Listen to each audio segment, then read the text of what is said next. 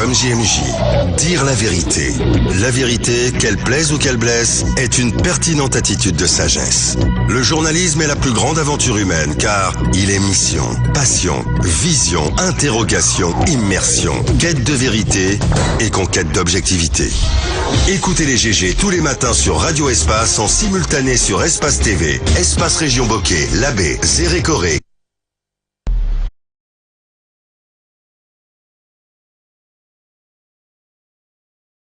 Également sur Espace TV. Merci à vous qui nous rejoignez, mesdames et messieurs. Dans un instant, notre invité ce matin qui va s'installer, qui n'est autre que, évidemment, Monsieur Siaka Bari, président du parti MPDG. Donc, il sera avec nous dans un instant. Je le disais tantôt à l'entame, le cadre permanent du dialogue politique et social se met progressivement en place. Les acteurs sociaux et politiques donc ont appris, comme tout le monde, le week-end dernier, la nomination d'un secrétaire permanent.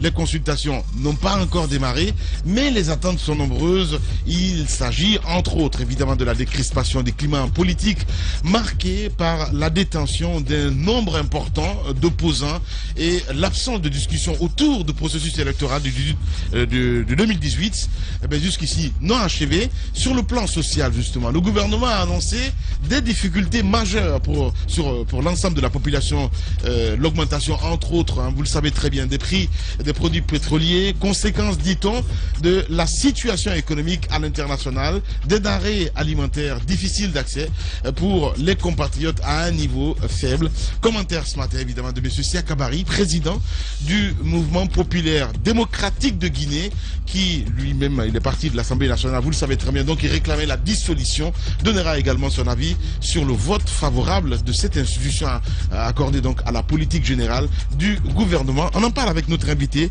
il est avec nous dans ce studio, M. Siaka Bari, bonjour. Bonjour. Bienvenue. Bonjour à vous. Bienvenue dans cette émission Les GG. Merci. Alors, monsieur Bari, merci donc d'être parmi nous avec le chapeau rouge traditionnel, le bonnet rouge. Cela signifie que la révolution se porte encore bien en vous. Oui, ce n'est pas traditionnel, c'est rituel même. Rituel. C'est un chapeau rouge. À ce point. Le bonnet rouge est devenu maintenant chez nous un rituel. Ouais. C'est un rituel révolutionnaire. Le rouge, c'est la couleur de la révolution internationale, mondiale. Et le bonnet, c'est en souvenir du président Ahmed Sékou Touré, à qui nous tenons à rendre hommage en tant que grand panafricaniste. Au XXIe siècle, vous faites une révolution contre qui? Contre quoi? Contre la misère, contre la pauvreté, contre l'iniquité, contre l'injustice, contre surtout le bradage des ressources, et contre la concussion et la corruption. D'accord. Vous avez... Juste sur le 25 mai, avant d'entamer sur le contenu de l'ordre du jour, le 25 mai d'avant-hier, l'Afrique célébrait ses 58 ans. Je veux parler de l'OUA, qui est devenu finalement UA. Dites-nous dans quel contexte vous avez célébré cet événement. On vous a eu comme invité du journal et vous avez affirmé des choses. On vous a posé la question sur Alpha Condé, qui en 2017, lorsqu'il était président de l'UA, a dit qu'il fallait couper le cordon ombilical. Vous disiez qu'il faut pas être panafricaniste de circonstances ou d'opportunisme. Oui, cette expression, je vais la comprendre. Oui, j'ai eu à tenir cette expression et j'ai dit que je ne souhaite pas que le président Alpha Condé, mon père spirituel encore entre griffes, ne soit pas un panafricaniste circonstanciel ni opportuniste. J'aurais souhaité qu'il soit le panafricaniste qu'il nous a vendu. Parce que vous pensez qu'il l'est? Oui, il a été panafricaniste. Non, on peut pas. Est-ce qu'il est toujours? Aujourd'hui, il est en train de le prôner de façon circonstancielle. C'est ce que nous avons dit. Ok. Les grandes gueules. Son discours de la Côte d'Ivoire, où il a prôné la rupture du cordon ombilical, est un très beau discours. Sauf derrière, en filigrane, que certains ont entrevu une volonté de s'affranchir de la tutelle de la France pour un tripatouillage constitutionnel. C'est ce que j'ai dit. Je veux que le panafricaniste soit sincère, qu'il soit franc, que le panafricaniste reste constant, comme Ahmed Sékou Touré, reste constant comme Kwame Nkrumah, reste constant comme Gamal Abdel Nasser. Voilà ce que je veux. Et je veux que le président Alpha Condé revienne à ses fondamentaux. Ses fondamentaux de l'Alpha Condé de 1970, ses fondamentaux de l'Alpha Condé des années 90. Et vous dites qu'il fait la promotion. Alpha Condé qui soit là à un moment donné en train de faire la promotion des multinationales impérialistes. Justement. Je pense entre-temps à Bolloré. Et de l'autre côté, en train de faire, en train de prêcher la rupture avec la métropole française. Et justement, il a dit même dans le même discours, il dit que si toutefois on ne suit pas cette ligne directrice de nos pères fondateurs, il faudrait que la jeunesse africaine nous y oblige. Pour nous amener à respecter un peu cette intégration. Non seulement autrement, une révolution. Justement, ça c'est très intéressant. Je pense que mon père spirituel, le président Alpha Condé, voulait dire par là, ne regardez pas ce que je fais, écoutez ce que je suis en train de vous dire. Bien. Et donc, moi je demande à la jeunesse guinéenne d'écouter donc les bonnes prêches. Quand ils prêchent le bon, allons dans ce sens-là. La bonne prêche dans le sens du panafricanisme que le président Alpha Condé est en train de nous donner. Pas plus tard qu'hier, je l'ai entendu encore prêcher. Et je souhaite que cette prêche-là ne soit pas faite dans le désert. Bien. Voilà. Bien. Siaka Barry est notre invité ce matin. On va parler de la Fegifoot. Parce qu'il a été ministre des Sports. C'est important, mon cher Ahmed Kourouma, parce que avec tout ce qui se passe là, de ce côté, du côté de la Fédération guinéenne de football, est-ce prévisible, monsieur Siaka Barry, vous qui avez été ministre quand même des Sports? Oui, c'était prévisible. Ah ouais? Ce qui se passe était prévisible. Si ce n'était pas prévisible, ça me tirait la couverture sur moi-même. Je n'allais pas installer le comité de normalisation en 2017. C'est moi qui l'ai installé. Il faut que le Guinéen quand même fasse recours à sa mémoire. Ouais. En 2017, c'est moi qui ai procédé à la dissolution de la fédération qui était là, avec à sa tête Salifou Supervé. Ouais. C'est moi qui ai demandé au président de la République de me donner le quitus de faire appel aux instances fêtières du football international, la CAF et la FIFA en l'occurrence. Et c'est moi qui ai demandé aux experts de ces instances de venir nous aider dans le toilettage des textes. Et les experts sont venus, ils ont travaillé avec mes techniciens, nous avons abouti à des textes bien toilettés. Maintenant, nous avons mis en place un comité de normalisation, dirigé à l'époque par un duo, un certain M. Nabé et Tam Kamara, que vous connaissez, que j'ai eu à coacher en tant que ministre des Sports. Maintenant, c'est parce que nous voyons en amont ce qui allait se passer aujourd'hui en aval. Malheureusement, tout ce travail-là, puisque la Guinée c'est un perpétuel recommencement, a été mis à l'eau à cause de la clanisation à outrance du football guinéen. Entre-temps, d'ailleurs, à l'époque de 2 clans, aujourd'hui on se retrouve avec plusieurs clans et chaque clan ayant des ramifications. Si hier on parlait du clan de Antonio Soiré et du clan de Super V, cette année on entend Antonio Soiré, on entend Super V, on entend KPC, on entend Bouba Sampil. Il y a eu encore d'autres ramifications. C'est ce que la clanisation apporte dans toutes les institutions. Vous en saviez trop dans cette histoire-là. Bien sûr, pour avoir été la politique, oui, justement. Est-ce que la politique a sa place dans le sport? Justement, la politique n'a pas sa place. En 2017, j'avais demandé au président Alpha Condé, lorsqu'il m'a fait appel en tant que ministre des Sports, en compagnie donc de mon grand frère Kassori, que je respecte beaucoup, Super V, Antonio Soiré, il nous a appelé pour un tête-à-tête un peu confidentiel à Sékou Touréa. Confidentiel? Oui, un peu confidentiel parce que c'était informel, c'est le président de la République. De façon formelle, une nation, un État ne peut pas s'immiscer dans les affaires intérieures du football. Normalement. Maintenant, quand il nous a appelé, après, en fait, à la sortie de cet entretien, il vous a appelé, c'était quoi le but exactement? Au président de la République. Non, mais c'est important, c'est important pour l'histoire, s'il vous plaît, monsieur Siaka Barry. C'était quoi le contenu de cette rencontre? La démarche du président n'est pas une mauvaise démarche. Je vous le dis encore une fois.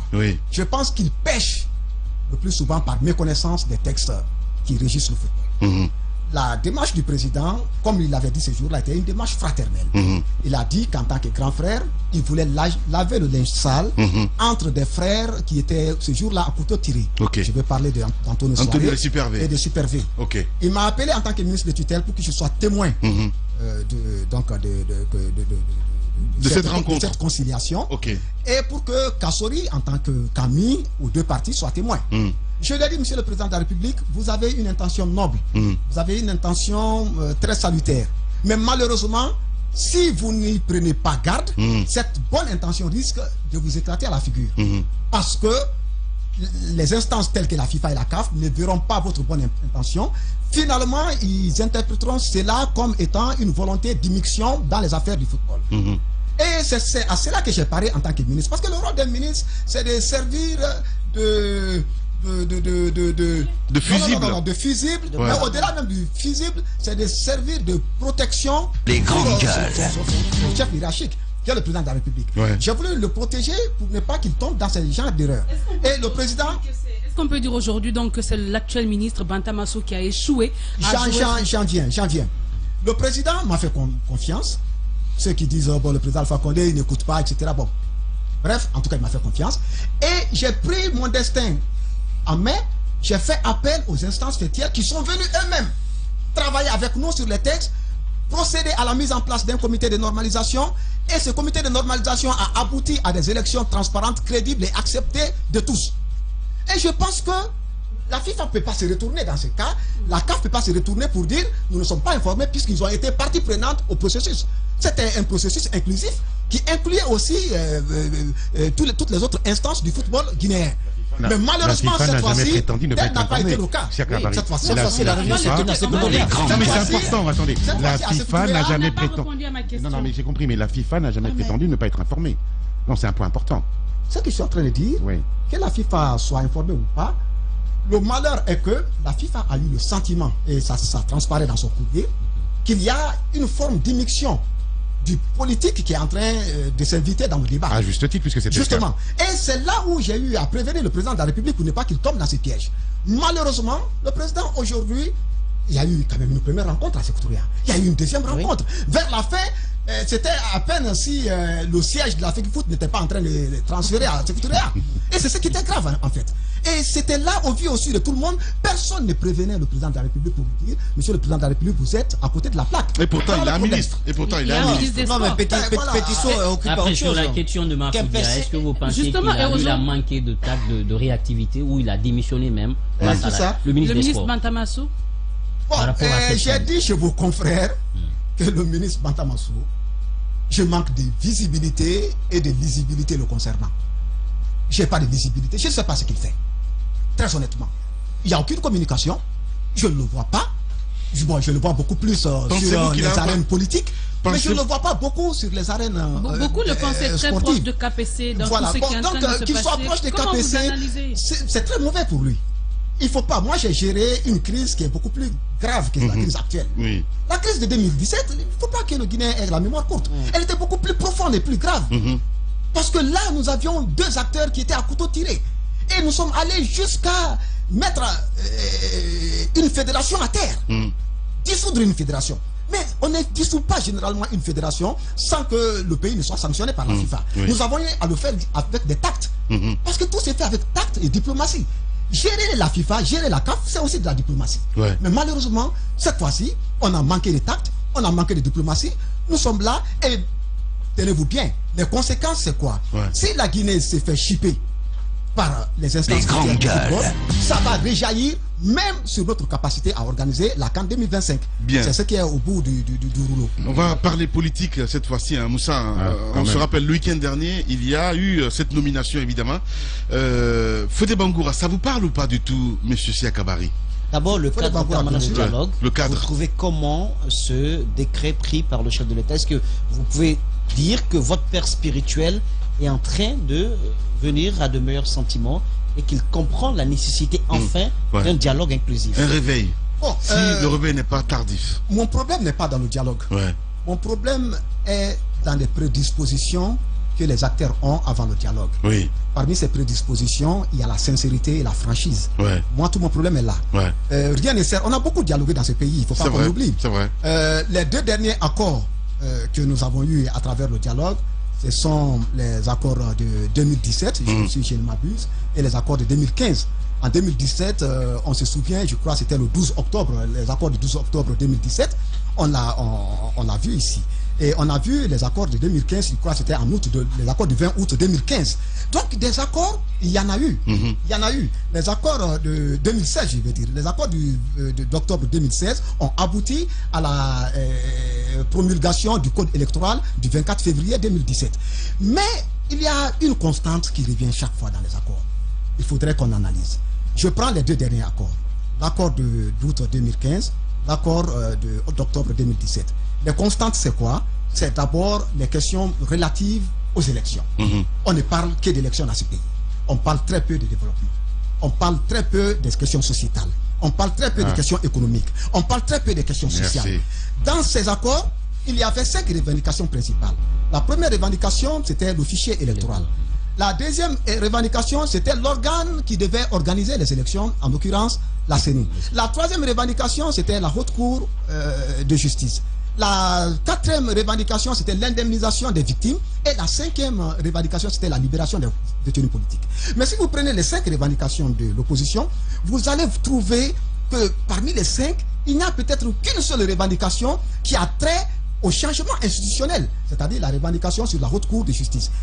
La CENI, c'est une question électorale. Ça, aujourd'hui, c'est pas mis en place. C'est pas mis en place. J'en viens. Le fichier électoral, c'est une question électorale. La CENI, c'est une question électorale.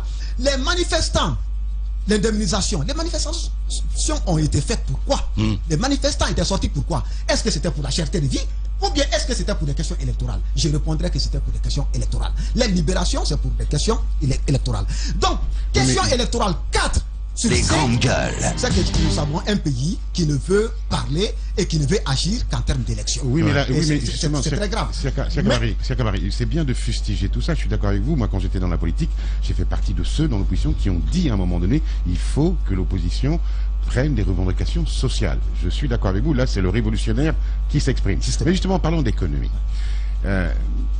Dans un monde libéral, est-ce que vous ne trouvez pas fort de café que de vouloir vous accrocher à une doctrine que seule, attendez, laissez-moi finir, mon cher Siaka, que seule la Corée du Nord défend aujourd'hui? Ça, c'est ma première question. Et ma deuxième question, on va parler d'économie. Est-ce que vous trouvez normal pour un communiste comme vous, que dans notre pays, il y ait des richesses, comment j'ai appelé ça? Attendez 2 secondes, je reprends ma question, parce que je l'avais notée. Bien sûr. Hein, je vais la reprendre, oui, non, mais je la reprends. Dans les termes tels que... qu'il y ait des riches possédants, d'accord, ce qu'on appelle les riches possédants, et les riches au détriment des riches salariés. C'est-à-dire qu'aujourd'hui, il y a plus de riches issus de l'administration guinéenne que de riches issus du monde privé salarial. Est-ce que ça, c'est normal? Bon, Ahmed, je ne voudrais pas qu'on fasse un glissement. Je vais on va le faire, Je vais terminer avec le dialogue politique. Justement. La question... Vous êtes en train de dire que sur les 5 points, 4... Donc, je disais que je constate avec amertume qu'on parle assez d'élections dans notre pays, qu'on ne parle pas de développement, on ne parle pas de social, on ne parle pas de sociétal, on ne parle pas de culturel, on ne parle pas d'économique. Cela est très fondamental dans les constats. Maintenant, dans le cadre actuel, j'en appelais à la sincérité, à la franchise et à la bonne volonté et la bonne foi des acteurs politiques. On a vu la nomination de Fodé Bangoura, que je n'ai pas pratiqué en tant qu'être humain, c'est vrai. Mais si vous me permettez le terme, je trouve cette nomination un peu superfétatoire. Un peu, c'est-à-dire un peu superflu. D'autant plus que il y a la Constitution déjà qui a dévolu déjà cette tâche au Premier ministre. On nomme un secrétaire permanent. Au-delà de cette question superfétatoire, je pense aussi qu'il y a là-dedans un certain délit d'initié. Ce n'était pas dans la classe politique qu'on aurait dû chercher quelqu'un pour venir. Un dialogue, c'est une médiation. Pour venir à la médiation et faire asseoir les gens autour d'une table. Qu'on le veuille ou pas, Fodé Bangoura a été à un moment donné, ou jusqu'à aujourd'hui d'ailleurs, un acteur politique majeur dans notre nation. Évidemment. Fodé Bangoura a eu à avoir des alliances avec les partis politiques, tout comme il a eu à avoir des mésalliances avec les partis politiques. Donc, quoi qu'on dise, on ne peut pas prendre une partie du problème pour chercher la solution. Je pense que le président aurait dû réfléchir à... Est-ce que vous ne croyez pas que... plus consensuel. Parce que la recherche du consensus, si je me réfère, on a un philosophe ici, un philosophe camerounais, Jean-Godefroy Bidima, qui disait qu'on ne peut obtenir le consensus qu'en ayant exorcisé le dissensus. Partout où il y a consensus, c'est que la recherche du consensus, c'est qu'il y a eu dissensus. Évidemment. Or, le dissensus fondamental en Guinée, aujourd'hui, dans le contexte actuel, c'est quoi? C'est d'abord le contexte nauséabond que nous sommes en train de vivre actuellement, où les Guinéens se regardent en chien de faïence, où il y a certains Guinéens qui sont retenus contre leur gré sous forme, le mot va être fort, mais sous forme d'otage politique. Sous forme d'otage politique. J'avais dit ici dans le même studio au président de la République, il y a de cela une année, je l'en conjurais de fils à père pour qu'il y ait dégel dans notre pays, pour qu'il y ait détente dans notre pays, pour qu'il y ait un apaisement sincère dans notre pays, qu'il puisse libérer les otages politiques. Parce qu'on ne peut pas, les otages négocier. politiques, Dans le Far West américain, c'est connu. On ne peut pas négocier lorsqu'on a le bout vous pensez du fusil sur la table. Vous pensez que c'est une prise d'otage? Lorsqu'on a le bout du fusil sur la table, on ne peut pas négocier. Vous pensez que c'est une prise d'otage? Justement, vous avez des acteurs majeurs de l'opposition qui se trouvent être privés de leur liberté. Je pense notamment à Ousmane Gawal. Oui. Je pense notamment à Selou Baldé. Je pense notamment à Fodenke Mengue. Je pense notamment à Suleiman Kondé. Je pense notamment à Chérif Ba. Je ne suis pas d'accord avec ce qu'ils font, certainement. Je ne suis pas d'accord avec ce qu'ils disent, fondamentalement. Mais je me battrai pour qu'ils recouvrent leur liberté et qu'ils soient autour de la table. Il ne peut pas y avoir un dialogue sincère sans ces acteurs politiques. D'accord, et moi j'ai... Pourquoi vous les appelez otages politiques? Parce que le mot est fort quand même. Le mot est fort. Ouais. Pourquoi je les appelle otages politiques? Figurez-vous que nous sommes dans un état de droit. Il est très beau de clouer au pilori les rapports du secrétariat d'État américain ou le rapport d'Amnesty International ou des ONG, c'est très facile. Un ministre peut s'asseoir dans son bureau et faire un contre-rapport. Ça, c'est mon propos n'est pas à ce niveau. Mon propos est à un seul niveau. Depuis près de 8 mois, des Guinéens, et non des moindres, des leaders d'opinion, des leaders politiques, sont privés de leur liberté. Et depuis 8 mois, nous sommes incapables de sortir la moindre preuve, le moindre début de preuve. Nous sommes incapables de sortir les moindres charges à leur encontre.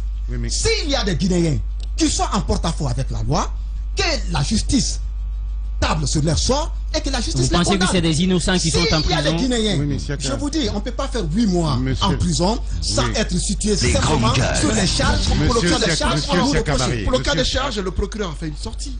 On parle de détention illégale d'armes, on parle de troubles à l'ordre public. Je vous rétorquerai tout de suite. Qu'est-ce qui empêche donc la justice? Qu'est-ce qui empêche la justice de passer? Les charges sont Vous savez, l'objectif d'un dialogue qu'on appelle en Afrique terre à terre une palabre. L'objectif d'une palabre en Afrique, c'est de rechercher l'harmonie et l'unité entre les composantes d'une société. C'est ça l'objectif. Tout ce qui peut concourir donc à effriter cette unité-là et ce consensus entre les composantes d'une société, il faut l'éviter. 8 mois de détention d'un acteur politique majeur. Si vous demandez aujourd'hui à l'UFDG de venir autour de la table, qui viendra? Bien. Alors, qui viendra? Répondez-moi, qui viendra? Vous n'allez pas demander au pauvre seul de venir s'asseoir sans ses lieutenants? Qui viendra? Fodé Oussou, entre-temps, a des problèmes médicaux, il est incapable de sortir du pays. Je ne suis pas d'accord avec ce que l'UFDG fait, je ne suis pas d'accord avec ce que l'UFDG dit, mais je me battrai pour qu'ils aient le droit de le faire. Monsieur Voltaire, Monsieur Siak Kabari, président de MPDG, il est notre invité ce matin. Allez-y, Moussa. Alors, otage, détenu politique, pris en otage. Ça veut dire qu'il y a un preneur d'otage. Le preneur d'otage, c'est votre père spirituel? C'est l'État. Vous savez, je suis venu aujourd'hui très remonté. Allez-y. C'est dans votre studio ici que j'ai plaidé la cause de ces acteurs politiques. Et c'est dans votre studio ici que j'ai eu les 2 mains au dos pour demander au président de la République, pour l'intérêt supérieur de la nation, mais pour son intérêt personnel à lui-même, président Alpha Condé, de libérer ceux-là aujourd'hui qui sont à sa place comme otage politique, parce que lui-même, un certain décembre 1998 a été un otage politique. Il a été otage de 1998 à 2001. Le président Alpha Condé doit savoir ce qu'on appelle un otage politique. Le président Alpha Condé a dit la dernière fois qu'il ne reconnaît pas qu'il y ait des prisonniers politiques en Guinée. J'ai cru entendre Lansana Conté en 2000 lorsqu'il disait que le président Alpha Condé aussi n'était pas un prisonnier politique. L'histoire est têtue. Lorsque Jacques Chirac venait demander ici la libération du président Alpha Condé, le président Lansana Conté s'évertuait à démontrer qu'Alpha Condé n'était pas un prisonnier politique. Aujourd'hui, le même Alpha Condé s'évertue à démontrer qu'un Fodenke Mengue n'est pas prisonnier politique, qu'un Ousmane Gawal n'est pas prisonnier politique. Je me dis, qu'est-ce qui a changé entre-temps? Ce qui a changé, c'est que le président Alpha Condé, c'est lui qui est là aujourd'hui. Le président Alpha Condé, ce n'est plus l'opposant Alpha Condé qui est là. Voilà pourquoi j'ai dit l'autre jour chez vos confrères que le président Alpha Condé est sur le point de trahir l'opposant Alpha Condé. Bien. Allez-y, Moussa. Le président Alpha Condé ne parle plus à l'opposant Alpha Condé. Il ne se parle pas. Maintenant, face à ces prises d'otages, quand même, il y a beaucoup d'otages en prison à la maison centrale. Mais qu'est-ce que vous faites en tant qu'opposition? Il n'y a que le pouvoir a trouvé en vous les failles qu'il fallait pour installer, je pense, pour étendre ces tentacules de division, pour couper rapidement l'herbe sous vos pieds et faire de telle sorte que vous ne puissiez pas jouir de toute votre force. Aujourd'hui, l'opposition n'existe pas. Mais maintenant, n'existe pas. Alors, qu'est-ce que vous faites? Qu'est-ce que vous faites dans ce sens pour qu'il y ait au moins cette union et qu'ensemble vous puissiez d'une seule voix défendre vos intérêts communs? L'opposition peut ne pas exister. Le président Alpha Condé a dit que dans 3 ans, qu'il n'y aura plus d'opposition en Guinée. Il a réussi? Il est en voie, en tout cas il est en train de tenter, ce qui n'est pas bien pour lui. Encore une fois, moi je ne suis pas, écoutez, je ne suis pas dans le normatif, je suis dans le positif. Le normatif, c'est ce qui est normal, c'est ce qui est... Le positif, c'est ce qui est là. C'est le concret là. Moi je ne suis pas dans le normatif. Le positif, c'est quoi? Ce que je suis en train de décrire aujourd'hui, c'est que le président Alpha Condé s'évertue. Il s'efforce effectivement à asphyxier cette opposition, à mettre cette opposition à terre et à ne plus avoir en face de lui une opposition. Dans ces conditions, on aura affaire à un parti-État. Et le parti-État donne lieu à quoi? À une pensée unique du maître à penser. Et donc, si le président Alpha Condé pense qu'il est mieux, il est très bien dans une peau d'un maître à penser, avec une pensée unique, en mettant à la tête de la Guinée un parti-État, il n'y a pas de souci. Dans ces conditions, que le président Alpha Condé ose me regarder dans les yeux, moi, jeune loup qui a eu à croire en lui, à qui il avait dit, à qui il avait promis d'être le Mandela et l'Obama pour dire je ne suis plus le Mandela, je suis maintenant Bokassa, je suis Idi Amin Dada ou si vous voulez je suis Mugabe ou Mobutu. D'accord. Voilà. Et justement à vous écouter sur le profil de monsieur Fodé Bangora, vous avez émis des réserves sur son profil. Est-ce que vous pensez que le choix de Fodé Bangora peut être vu comme une façon de dire à la communauté internationale je veux dialoguer, mais qu'à derrière qu'il n'y ait pas une réelle volonté de la part du chef de l'État? Chez mon père, spirituel bien sûr, et entre griffes, tout est ruse. Tout est ruse politique. Je vais dire à mon père, à un moment donné, arrêtons avec la ruse. À un moment donné, voyons la nation en face. Et si nous pouvons décerner des palmes ou des lauriers de politiciens le plus rusé, nous lui avons décerné cela depuis longtemps. Il est plus rusé que nous. C'est bon. Il est plus rusé que nous. Il est plus stratège que nous. C'est bon. Mais à un moment donné, regardons la Guinée maintenant. Nous l'avons applaudi. Les grandes gueules. Papa, vous êtes rusé.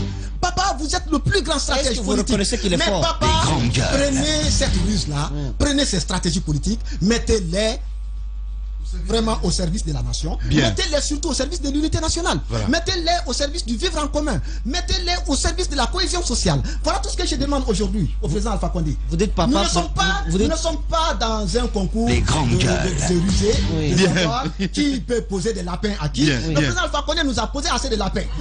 Ça va. Allons maintenant. Maintenant, allons à l'essentiel. L'essentiel, c'est la patrie. L'essentiel aujourd'hui, c'est de sauver cette unité nationale, cette cohésion sociale.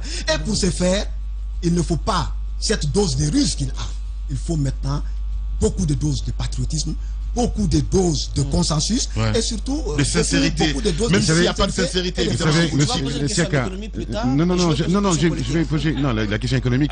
Siaka l'a éludé, mais je ne vais pas le lâcher là-dessus. Je voudrais juste, excuse-moi, Moussa Moïse, Siaka, moi j'ai l'impression, puisqu'on parle de concours, j'ai l'impression que vous faites un concours du fils le plus le plus impétueux, le concours du fils le plus de celui non mais j'ai l'impression que vous êtes dans un concours permanent de beauté, hein, je suis le fils.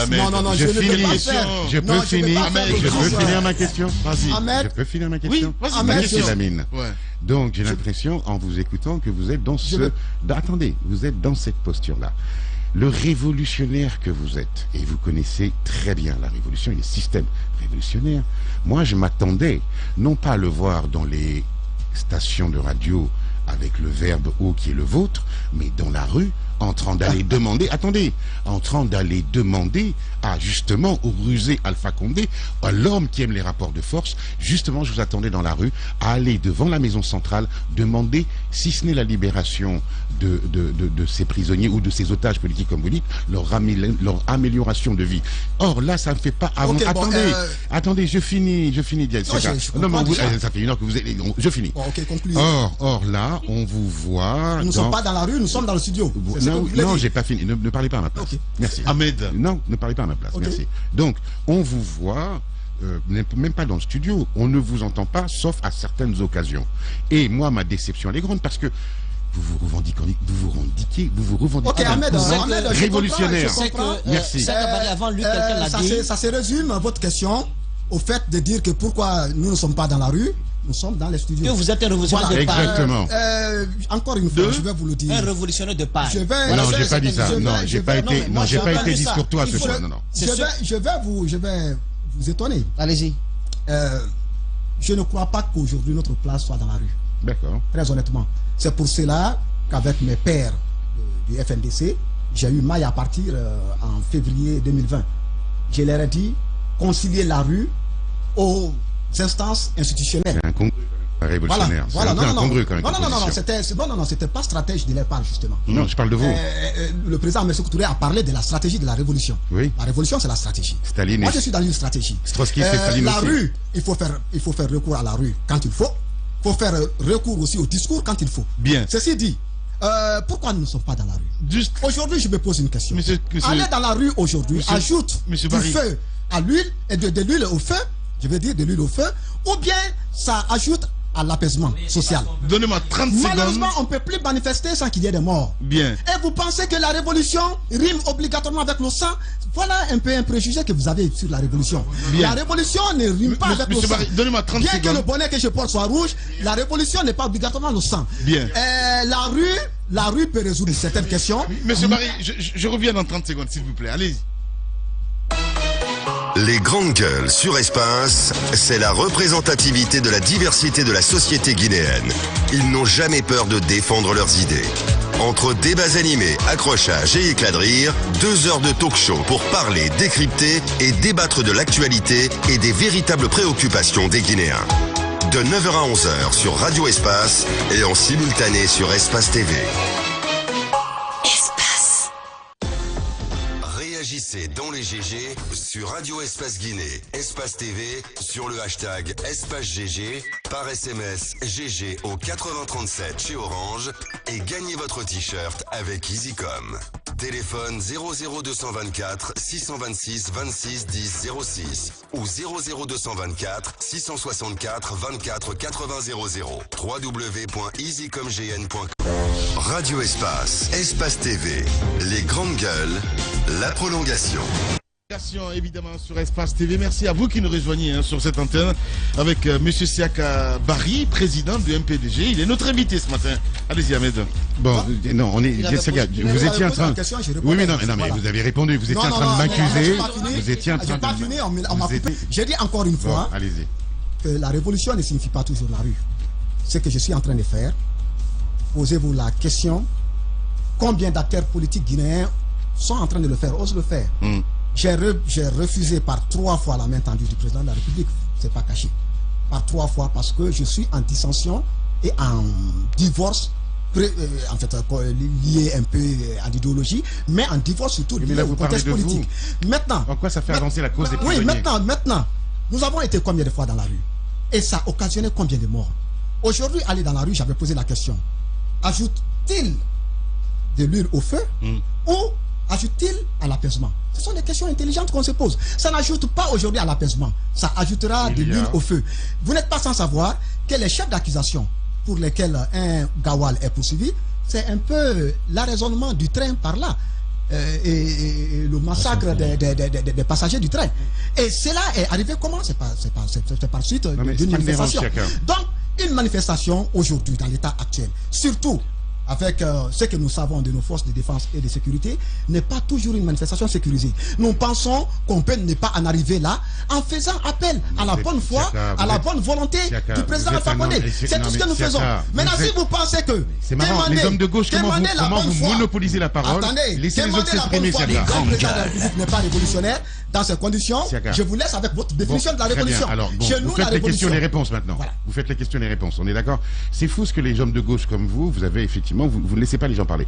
D'abord, vous préfigurez que j'aurais une idée précise de la révolution. Non, monsieur Siakabary, je vous confirme que la révolution ou que les manifestations ne doivent pas forcément se finir dans le sang. On est d'accord sur le principe. Mais moi, je m'étonne qu'un trotskiste léniniste comme vous, parce que vous l'êtes, non, mais vous l'êtes, n'est pas réfléchi. Attendez, non, mais vous l'êtes. Ça, c'est une réalité. On le sait. Vous êtes. Ahmed, les qualificatifs. Vous êtes. C'est pas une insulte, hein. Non. C'est pas une insulte. C'est un compliment. Non, mais c'est un compliment. Non, oui, non, mais attendez. Non, mais je suis suffisamment. Non, mais Siakabary. Je suis Siakabary. De définir son positionnement politique. Très bien. Nous avons dit que notre parti, le MPDG, est un parti social-démocrate. Maintenant, si c'est le mot révolution qui vous dérange un peu, je vous ramène. C'est ce que j'ai. Attendez. C'est ce que j'essaie de dire. Rien ne me dérange. En 2016, lorsque Macron a fini tout son projet de société, il a intitulé tout l'ensemble de son projet de société, il a intitulé la révolution. Pourquoi vous n'avez pas dit ce jour-là à Macron qu'il est en train de réveiller Robespierre? Bien. Mais je l'ai dit. Lorsque Sonko, tout récemment, a appelé les jeunes Sénégalais à la révolution. Est-ce que vous pouvez écouter? Est-ce qu'on peut avoir un échange? Non, mais excuse-moi, est-ce qu'on peut avoir un échange? Est-ce qu'on peut avoir un échange? Siakabary, ok, bon, vous avez parlé. Est-ce qu'on peut avoir un échange? Je sais qu'il est très difficile de parler de Je suis obligé, malheureusement. Vous savez quoi? Vous savez quoi? Bon, d'accord. La Guinée aujourd'hui est comme dans la maison de pendu. Siakabary. Quand on parle de révolution, on pense au Siakabary, vous avez fini? Mais je ne suis pas maître de ce que vous comprenez. Siakabary, je suis maître de ce que vous avez fini? Vous savez, c'est pas malheureusement, là je suis plus l'homme politique, sinon je vous aurais interrompu depuis longtemps. Je suis obligé de vous respecter parce que je suis effectivement journaliste et vous êtes là. Maintenant vous allez avoir la gentillesse. Vous allez avoir Monsieur Siakabary, vous allez avoir la gentillesse de me laisser parler au moins, de me laisser en placer une pendant 2 minutes, s'il vous plaît. D'accord? Sonko est trotskiste? Non, mais je suis pas là pour vous poser des questions, c'est moi qui vous pose des questions. C'est moi qui vous pose des questions. Non, vous n'avez. Non, monsieur Siakabary, honnêtement, j'ai pas besoin de votre aide là-dessus. Allez, on se calme, s'il te plaît. Non, mais je suis très calme, j'ai bien vu. Non, mais j'aimerais que le frère Siaka. Non, mais. Bon, est-ce que vous avez fini? Mais pas tous des révolutions. Est-ce que. Voilà, exactement. Est-ce que vous avez fini? Prenons la révolution au sens littéral du terme. Un changement radical des comportements et des mentalités. Bon, est-ce que vous avez fini? Voilà ce que nous voulons. Un changement radical des comportements et des mentalités en Guinée. Guinéens, changeons de comportement. Très bien, super. Bon, maintenant je peux en placer une. Non, je vais en placer une. Mais vas-y. Merci. Siaka. Vous avez fait votre litanie de révolution, très bien, je suis vraiment bravo pour votre culture révolutionnaire, ça m'en bouche un coin, bravo, félicitations. Maintenant, on va parler concrètement. Quand je dis, ce n'est pas une insulte, quand je dis que vous êtes d'une doctrine léniniste trotskiste, c'est pas une insulte, c'est au contraire, non. Pourquoi vous le dites? Laissez-moi parler 2 minutes. Là, par contre, je vais m'énerver. Laissez-moi parler 2 minutes. Merci. Non, là, je vais m'énerver. Là, par contre, je vais m'énerver. Non. Siaka, vous me laissez parler. Non, vous me laissez parler. J'ai eu la décence. Non, attendez. J'ai eu la décence. Non, Siaka, j'ai eu la décence de te laisser parler. Et j'ai dit, alors justement, si vous voulez avoir la réponse, je vais me laisser parler. Merci. Donc, ce n'est pas une insulte que de vous traiter de trotskiste léniniste, et encore moins parce que j'aurais bêtement vu le côté révolutionnaire. Je suis un mec un minimum cultivé politiquement. Je sais faire la différence entre la révolution léninienne et la révolution trotskiste. On est d'accord? Merci. Ça, c'est ce que je voulais faire cette mise au point là. Maintenant, moi, ce qui m'étonne chez un jeune politique comme vous, c'est que vous êtes là, vous avez un discours mordant, on sent que vous avez été... Je me méfie des gens de gauche, en fait, comme vous. Parce que vous avez été... Non, vous avez été... Je finis. Mais vous avez... Ça fait 2 heures que vous exprimez vos sentiments. Ça fait 2 heures que vous exprimez vos sentiments à l'égard du président Alpha Condé. Et vous me dites à moi qu'il ne faut pas que j'exprime les miens. Ça fait 2 heures, Siaka. Ça fait, Siaka, 2 heures que vous exprimez vos sentiments à l'égard d'Alpha Condé. Laissez-moi exprimer les miens. Non, laissez-moi exprimer les miens. 2 secondes. Si Sonko est trotskiste, arrêtez de me parler de Sonko, on s'en fout de Sonko. Je vous parle de vous. Je vous parle de vous. Je vous parle. Non,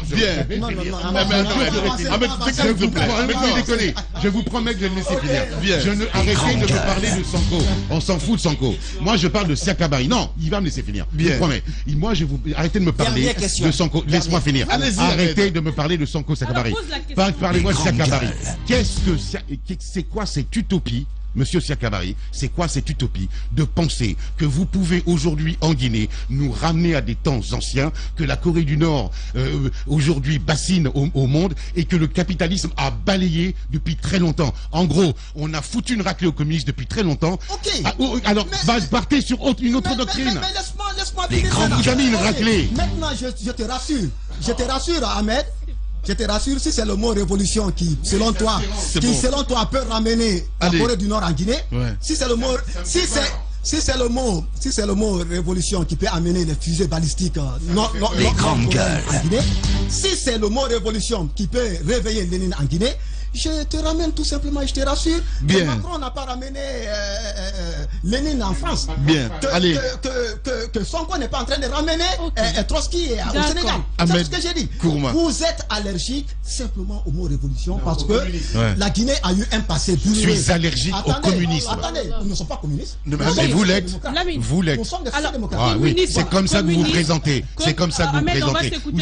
Vous savez, Lénine et Staline ont été élus. Staline et Hitler ont été élus démocratiquement. C'est comme ça que vous venez tout doucement nous bassiner avec le communisme. Je déteste le communisme. D'accord.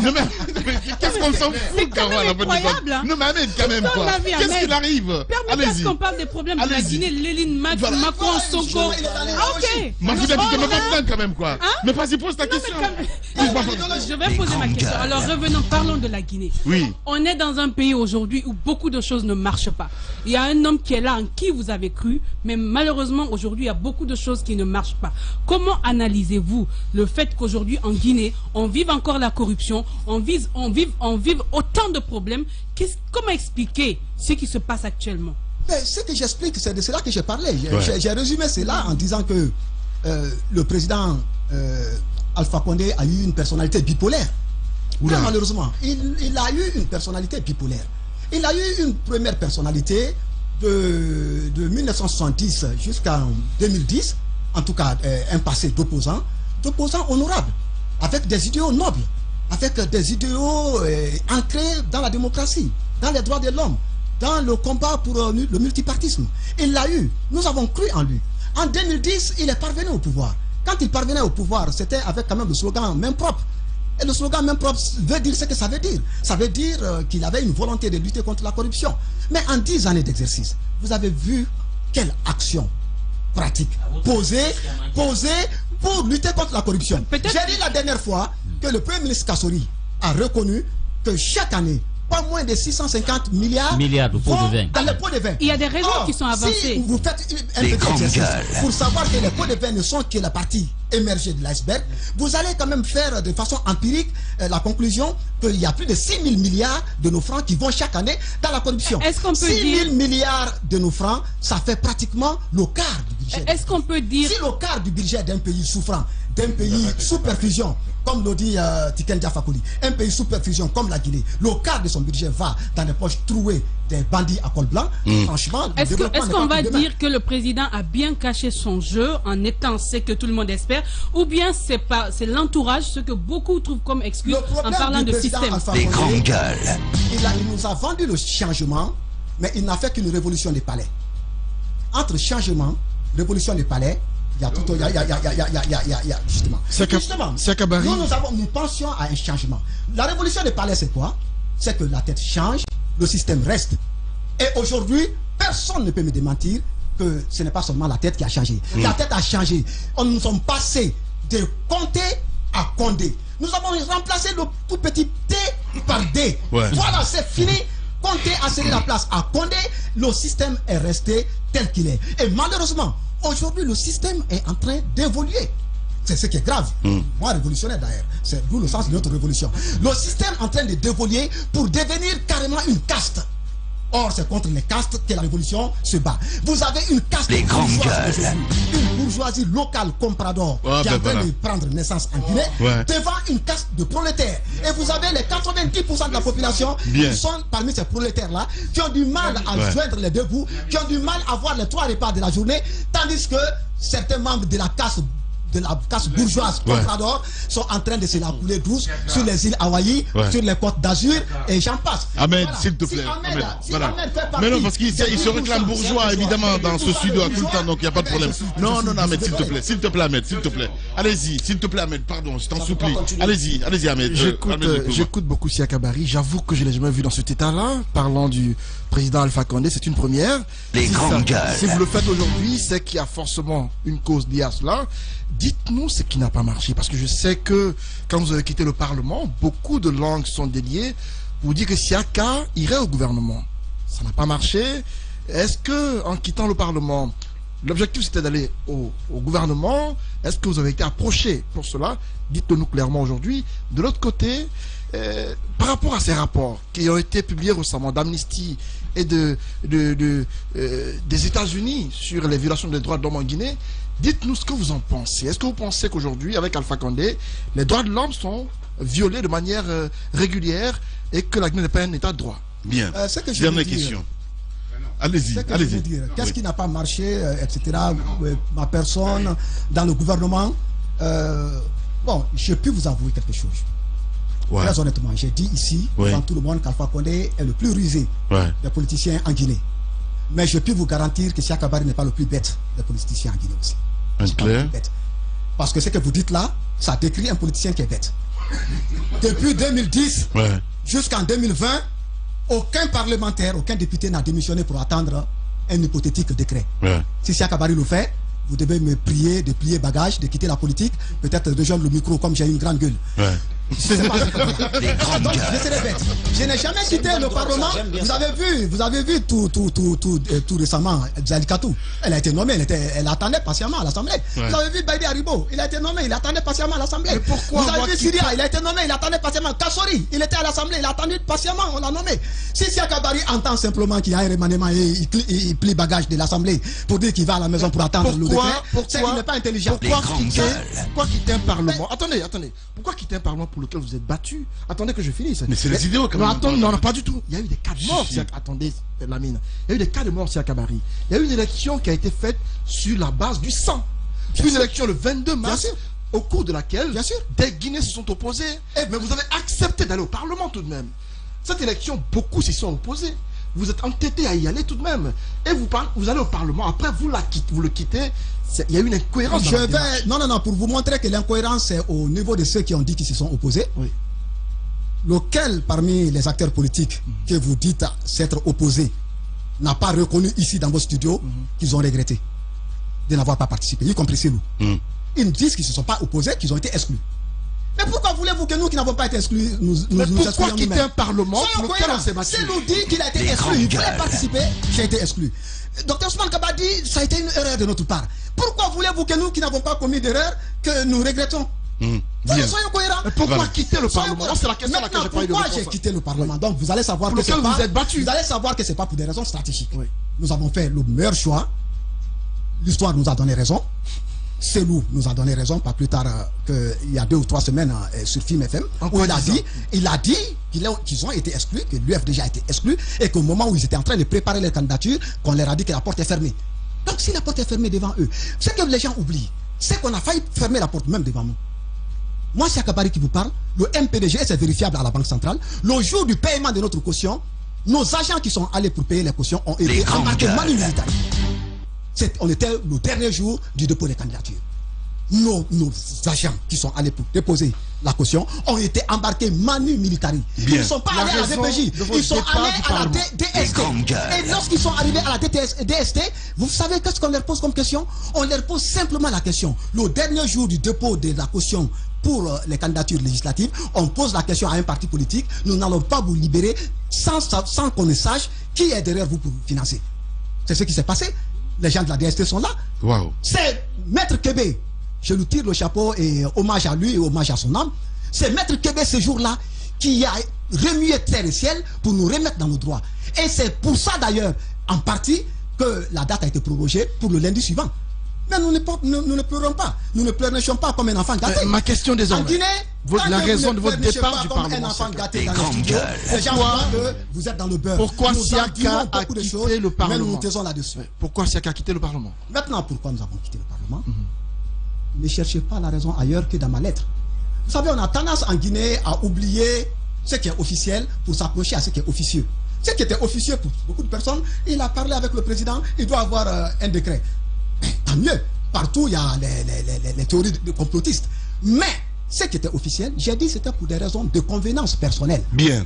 Je ne savais pas que dans le lot des 30 partis politiques qui allaient se présenter, il y allait avoir autant de partis préfabriqués par le RPG et ses alliés. Et que l'Assemblée aurait été monotone et monocolore. Et c'est ici, devant vous, que j'ai plaidé le président de la République avant ma démission pour dire qu'il trouve une solution pour que ceux-là qui sont dehors, qui représentent quand même une frange importante de la population guinéenne, trouvent un mécanisme de rentrer dans l'Assemblée. Voilà, allez, on va essayer d'évoluer, s'il te plaît, mon cher Antoine. Allez-y, Moussa. Voilà. Comment 5 minutes. Siaka Bari voit l'aboutissement de ce cas de dialogue? Comment ça peut marcher? Comment on peut ramener autour de la table ces acteurs pour que voilà, les Guinéens commencent à se parler, surtout gouvernants et gouvernés? C'est ma première question. La deuxième question, c'est au sujet des restrictions, des sanctions qui pourraient tomber à l'international ou de la pression que le FNDC tente de mettre sur le gouvernement. Vous avez suivi l'offensive qui a été faite au niveau du Parlement européen. Comment vous entrevoyez toute cette démarche qui a été menée par le FNDC qui tente de se réinventer? Bon, j'ai dit que mon appréhension, c'est qu'on ait encore cette fois un dialogue de trop, un dialogue de plus, qui ne va pas aboutir à un véritable dégel et à une véritable détente. C'est tout ce que j'ai dit. Maintenant, tout ce que nous demandons, c'est la sincérité, la bonne foi des acteurs, les uns et les autres. En changeant le secrétaire permanent? Non, pas du tout. Mon problème n'est pas le secrétaire permanent. J'ai dit simplement comment je voyais le portrait robot de celui qui devait conduire ce dialogue-là. C'est le portrait robot. Si Fodé Bangoura ne correspond pas à ce portrait robot, et que pour le président Alpha Condé, il correspond, c'est le président Alpha Condé qui a les prérogatives. Pour l'instant, il n'a pas été décrié, M. Siaka Bari. Pour l'instant, il n'a pas été décrié. Je ne le décris pas non plus. Voilà. Je suis en train simplement de dire que puisqu'il est venu avec une coloration politique, parce que vous n'allez pas dénier cela, il doit faire preuve de beaucoup plus de bonne foi pour rassurer tous les acteurs. Bien. C'est là lui incombe. Maintenant, qu'est-ce que je vois avec l'Union européenne qui prend des sanctions? Moi, je suis révolutionnaire. Je suis panafricaniste. Pas trotskiste, bien sûr, panafricaniste. Ce que je vois avec l'Union européenne, je pense que les problèmes guinéens doivent se discuter en Guinée. Bien. Ceux qui sont en train de claironner ou de jubiler en disant que l'Union européenne a une liste, etc., je pense que c'est par dépit. Ce n'est pas à l'Union européenne réellement de nous dicter nos conduites ici. Nous disons que nous sommes souverains, soyons souverains. Mais ceci dit, ceux-là qui claironnent aussi leur souveraineté circonstancielle et opportuniste, et je pense notamment au gouvernement, je leur dirais que moi je ne reconnais pas la souveraineté d'un mendiant. Le mendiant n'a pas de souveraineté. Le mendiant n'a pas de personnalité.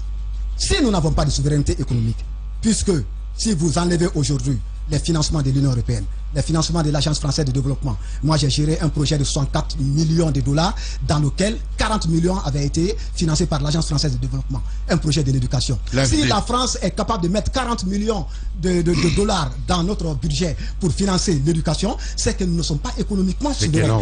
C'est qu'elle en retire 80 millions derrière. Justement. Okay. Voilà, pour une fois, je m'entends avec Ahmed.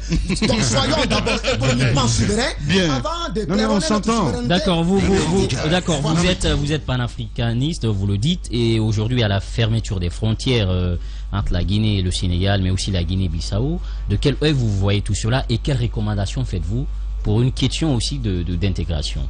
Je vois une incohérence. Celui qui a pris la décision de fermer les frontières entre la Guinée et le Sénégal est la même personne avant-hier ou hier, le 25, que j'ai entendu dire, je parle du président Alpha Condé, qu'il prône désormais les États-Unis d'Afrique. Mais comment nous prôner les États-Unis d'Afrique en fermant les frontières entre nous? Il y a une incohérence. Il y a beaucoup d'incohérences. Voilà pourquoi j'ai demandé au président de la République de poser des actes sincères allant dans le sens du panafricanisme, de ne pas être un panafricaniste circonstanciel, de ne pas être un panafricaniste opportuniste. Bien. Voilà. Siaka Bari est notre invité ce matin. Allez-y Ahmed, en quelques secondes. Non, mais on s'entend. C'est pas la question. On a des discussions, on s'entend. Mais là, on est sur un plateau et j'ai besoin. Parce que justement, je t'aime bien que je te dise ça. Non, c'est vrai, je suis désespéré ce matin. Je vais te dire pourquoi. J'ai dit à Madame Makale Camara la dernière fois que les hommes politiques étaient nombrilistes. malheureusement ne déroge pas à cette règle. Et je m'attendais tellement à avoir cette discussion sur le plateau aujourd'hui, c'est-à-dire cette discussion de personnaliser le débat. Et on a passé malheureusement 85% de notre temps à parler d'Alpha Condé, de ceci, de cela. Alors que ce que j'ai envie de te dire, moi, ce que le peuple attend d'un révolutionnaire. Je l'ai écrit et je vais te le citer. Ah, mais tu es attaché à la révolution. Oui, non, mais d'un révolutionnaire. Laisse-moi finir. Je vais juste laisse-moi finir. D'accord. Voilà, tu es un militant. Tu es un militant qui a des espoirs. Alors, ce que j'attends, ce que le peuple attend. Laisse-moi finir. Je peux le lire. Je peux lire. On ne refera plus la révolution. Ok. Est-ce que je peux lire? Je t'ai donné la définition, la sémantique de la révolution. Est-ce que tu veux bien me laisser lire, Siaka? Tu as peur ou quoi? C'est le changement radical de comportement et de mentalité. Si tu es prêt à changer de comportement et de mentalité, tu te retrouves dans notre révolution. Super. Je peux lire maintenant? Basta. Je peux lire maintenant. Est-ce que je peux lire ce que j'ai écrit? Ma doléance. Hein? Le portrait robot. C'est pas une question, c'est une doléance. Le portrait robot, oui. Ce qui nous intéresse, monsieur Siaka Bari, c'est les scandales des retraites, des retraités qui touchent ces pensions indignes. Pour un service qu'ils ont rendu à la nation. Laissez-moi finir. Merci. Monsieur Siaka Bari, ce qui nous intéresse. Je voudrais finir, monsieur Siaka Bari. Merci, laissez-moi finir. Ayez cette délicatesse-là de me laisser finir. Donc, je disais, ce qui nous intéresse, monsieur Siaka Bari, c'est le scandale des retraités qui touchent ces pensions indignes parce qu'ils ont servi la nation. Ce qui nous intéresse, monsieur Siaka Bari, aujourd'hui, c'est le chômage des jeunes, les loyers exorbitants qui font que l'on arrive. Vous allez me laisser finir. Je ne suis qu'un simple journaliste, vous allez me laisser finir. Mais est-ce que vous pouvez lui demander de me laisser finir? Est-ce que vous pouvez demander à Siaka Bari de me laisser? Ça vous dérange ce que je dis? Ça vous dérange? Est-ce que ça vous dérange ce que je dis? Monsieur Siaka Bari, est-ce que ça vous dérange? Ça vous dérange ce que je suis en train de dire? Non, je voudrais que vous me laissiez finir. Non, non, il va me laisser finir. Je vous promets. Il va me laisser finir. Vous allez, monsieur Siaka Bari. Non, mais on parle d'éducation. Non, alors laissez-moi finir. Je n'ai pas fini. Mais j'ai pas de question. Je l'ai dit, c'est pas une question. C'est une doléance. Je l'ai dit, c'est pas une question. Non, écoute-moi, monsieur. Laissez-moi finir. Allez, les auditeurs ne comprennent rien du tout, mon cher Ahmed, ça va être un peu compliqué. On va essayer de passer à cette autre rubrique, évidemment. Les grandes gueules. La minute, oui ou non? Un feu roulant de questions, avec une seule réponse possible. Oui ou non? Langue de bois, s'abstenir. Ça chauffe, les GG, ce matin.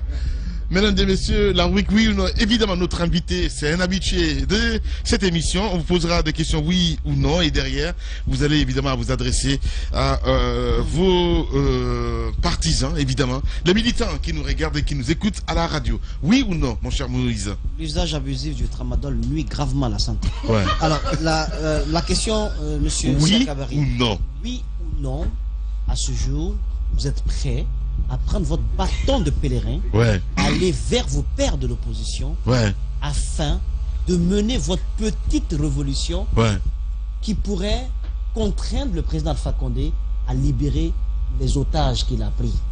Oui ou non? Mais je l'ai fait déjà.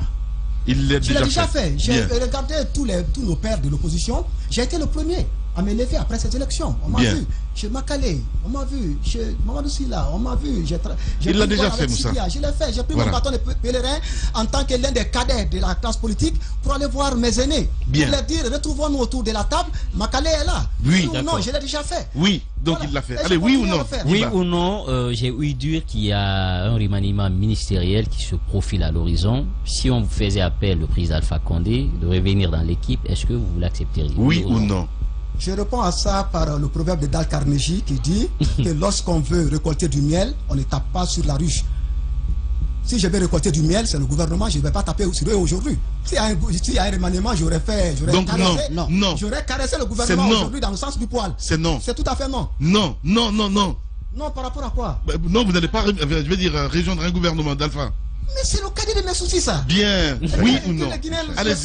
Chacun sait que pour rejoindre un gouvernement d'Alpha Condé, il faut lui taper dessus, justement. Bref, monsieur Siaka Bari, et oui ou non, votre évolution est vouée à... C'est caduque. utopique. Oui, mais Ahmed, tu t'accroches à la révolution, Oui, parce que c'est le mot Ahmed, s'il te plaît, mais quand même. Non. C'est le mot qu'il a dans la bouche depuis tout à l'heure. Révolution. Ahmed, s'il te plaît, on se calme. Il faut être courtois quand même. Voilà. Oui. Calme. Ahmed, Je suis calme. Tu t'accroches au mot Je suis calme. Oui ou non? Siakabari, oui ou non? Oui ou non? Non, Ahmed. tu vas me pousser à sortir un peu de la modestie. Tu sais pourquoi? Non. Ce serait vraiment une manière de manquer de respect à ces 120 000 Guinéens. Justement. D'après le comptage de la CENI, qui ont voté pour moi. Voilà. 120 000 Guinéens, je vous dis bien. 120 000 Guinéens, après tout le vol, après tout le hold-up électoral, après tout le trucage. C'est 120 000 jeunes en majorité qui ont voté pour moi et qui ont fait de moi la troisième force politique à l'Assemblée. Donc si vous pensez que tout cela croit en quelque chose qui est caduque, Ahmed, c'est vous qui devez revoir votre logiciel. Voilà. Allez-y. Revoyez votre logiciel. Allez-y, Mafoudia. Alors oui ou non, le président de la République vous a tellement malmené que là, vous n'attendez que d'après lui pour pouvoir briller dans la politique. Voilà Mafoudia qui pose une question très intelligente. Voilà. Nous avons un Ronaldo. Ouais. Nous avons un Ronaldo politique doublé d'un Messi. C'est lui seul qui a tout ça. Qui dribble. Il dribble de façon aisée et les feintes vraiment. Voilà, nous avons maintenant, je le dis bien devant votre caméra, nous avons maintenant le tourniste. Nous avons le tourniste. On a, à force d'être roulé, nous avons le tourniste. Maintenant que le président Alpha Condé ait pitié de nous, ait pitié du peuple de Guinée, qu'il sache que nous sommes ses enfants idéologiques, et maintenant qu'il passe aux choses essentielles, c'est-à-dire l'unité nationale, la cohésion sociale et le vivre en commun. Bien, on a largement dépassé le temps, hein. Oui ou non?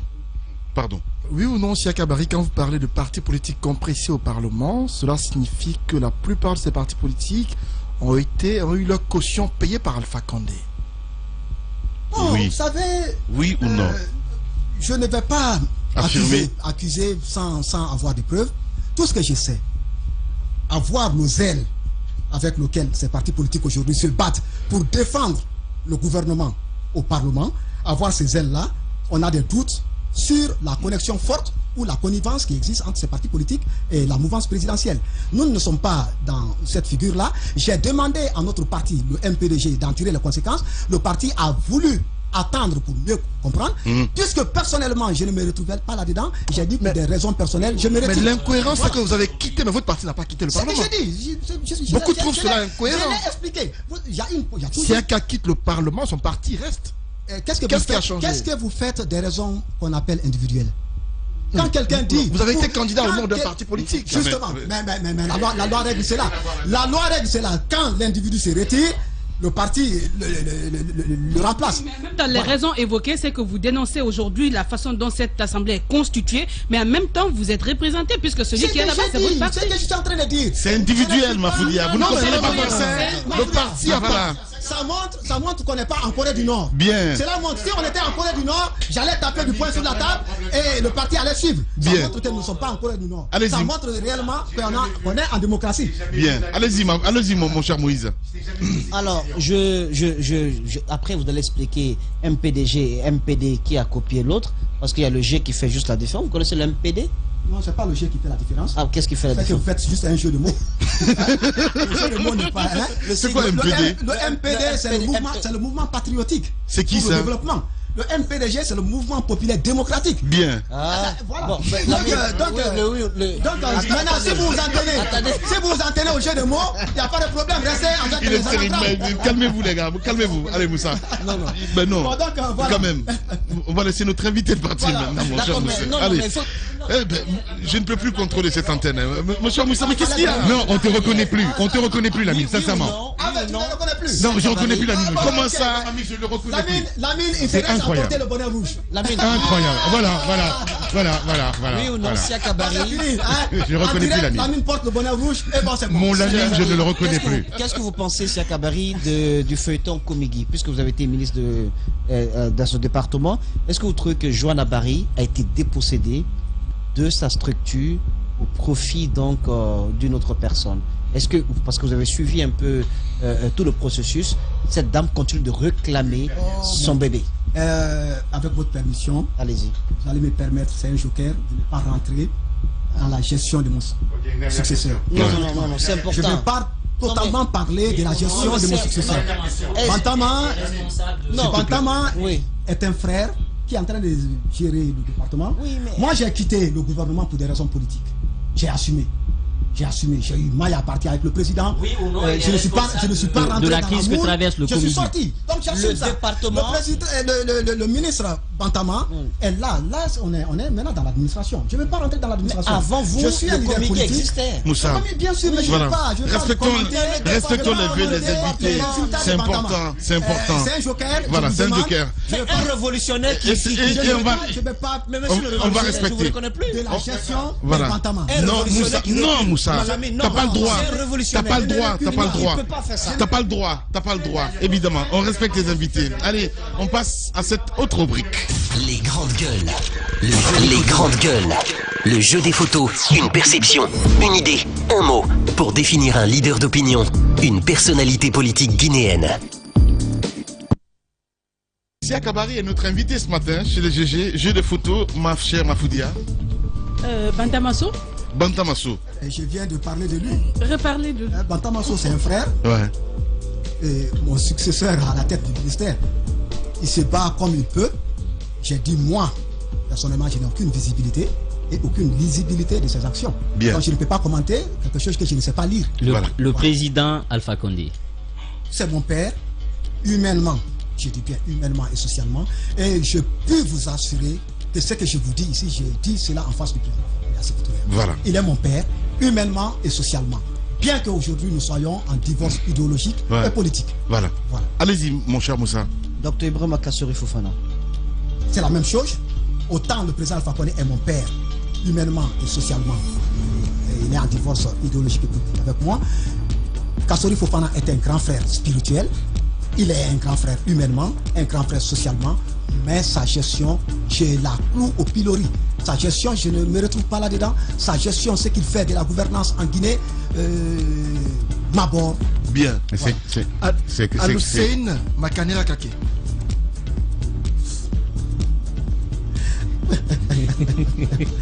Bon, un acteur politique guinéen. Pourquoi vous riez avant de répondre? Vous l'avez qualifié de fou du village à l'époque. Non, il n'est plus fou. Allez-y. C'était juste une petite guitare, il n'est plus fou. Il fait des raisonnements, il est très bien.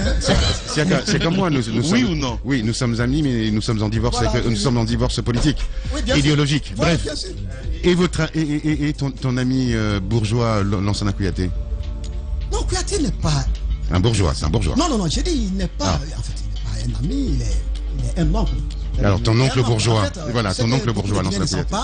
La mère de Kouyaté, pratiquement, est de mon village. D'accord, pratiquement. Donc, c'est un oncle. Sa bourgeoisie, si vous voulez aujourd'hui compter tous les bourgeois, franchement, on va pas quitter ici. Je dis bien que nous avons une classe bourgeoise qui est en train de naître. Bien. Et le malheur en Guinée, c'est que cette classe-là est une bourgeoisie comprador. Voilà. C'est-à-dire tournée vers l'enrichissement de l'extérieur. Voilà, allez-y. Ahmed, dont tu fais partie. Justement, allez-y. Thibou Kamara. Bon, Thibou, c'est quelqu'un de très habile. Il est habile. Quand je pense à Thibou, je vais vous ramener à vos dictionnaires. Je pense à M. Talleyrand de Périgord. Eh bien. Talleyrand de Périgord, allez-y dans les dicos, allez savoir qui c'est. Talleyrand de Périgord a eu à traverser tous les régimes, de Louis XVI à la révolution de 1789, à la grande révolution de 1793, au bonapartisme, au consulat, à l'instauration de la royauté, jusqu'à la fin. Justement, donc toutes les réformes, il a eu à parcourir tous les régimes avec habileté et avec intelligence. Moi, c'est ce que j'ai dit. Allez, maintenant, à chacun d'apprécier si cette habileté-là, si elle est positive ou négative. Merci beaucoup en tout cas, Siaka Barry, d'être passé dans cette émission ce matin. Cette caméra est là. Vous pouvez vous adresser évidemment à vos militants qui vous regardent à la télévision et qui vous écoutent également à la radio. Écoutez, au-delà des militants, je veux m'adresser au peuple de Guinée. Ce peuple meurtri, ce peuple aujourd'hui ampute à toute forme d'écueil, à tous les obstacles, à des embûches parsemées sur son chemin.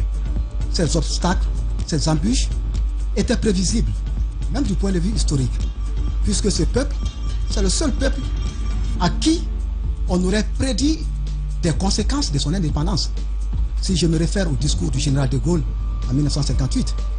Maintenant, c'est à ce peuple de se réveiller, de se lever dans un sursaut pour démentir ces oiseaux de mauvaise augure. C'est à ce peuple de réaliser enfin le vœu qui était cher à nos pères fondateurs, le vœu d'une Guinée unie, réconciliée avec elle-même, une Guinée où notre vécu séculaire, le vécu séculaire entre nos aïeux, ceux-là qui ont versé leur sang pour que nous soyons aujourd'hui libres et heureux, pour que ce sacrifice-là ne soit pas vain, pour que ce sang ne soit pas versé en vain. Je profite de votre micro.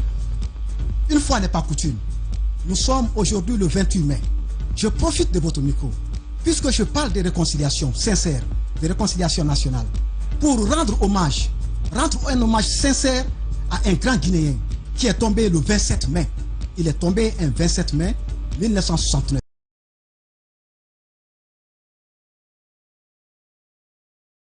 Je veux parler de celui qui a conçu notre hymne national, Keita Foudiba.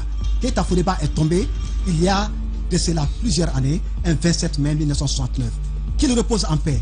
Il est tombé avec des pionniers de la lutte de l'indépendance, les Bari Djawadou.